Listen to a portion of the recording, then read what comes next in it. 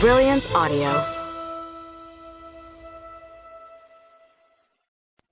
The Wrong Bridesmaid by Lauren Landish, performed by C.J. Bloom and Teddy Hamilton. Where is Winston?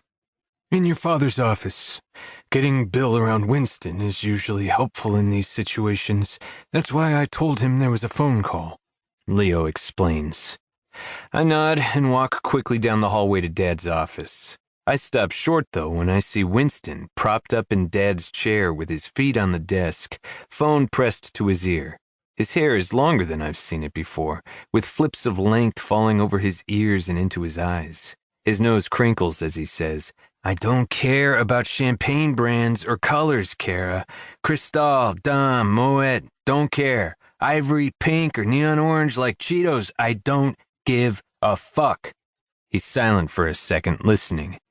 Whatever Uncle Jed said is fine unless Avery wants something different.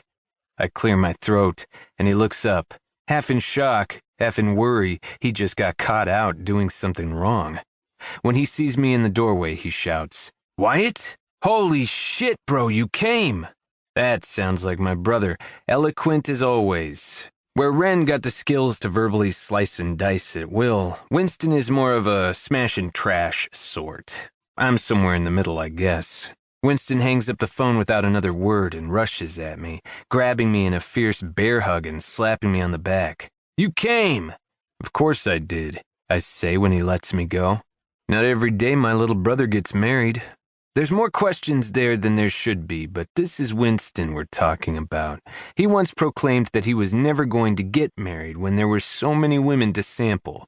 Of course, he was a mouthy 14-year-old virgin who'd just been shot down by his crush at the time, but I thought he'd held on to this sentiment. Nope, I'm a fucking goner of the one-and-done variety.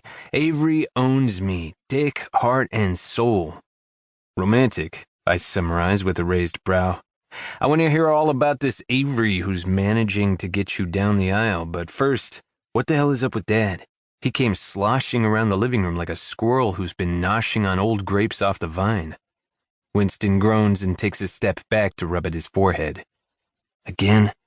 Before I can question that, Ren barrels into the room, her eyes tight and her jaw clenched. Incoming.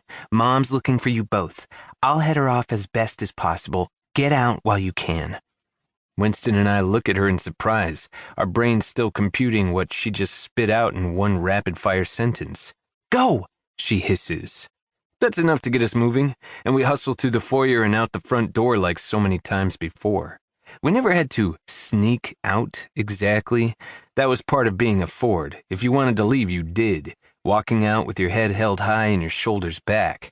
Anything less was weakness, and Fords do not show that to anyone, especially family. You just have to make sure you walk your ass out the door at the proper time. Thankfully, my keys are in the cup holder, right where Leo left them when he grabbed my suitcase from the back seat. I start the truck and pull out at a reasonable speed. To punch it and spin out would only call attention to our departure. Ren's the best, Winston says from the passenger seat. Always was, always will be, I agree. Now, we talk.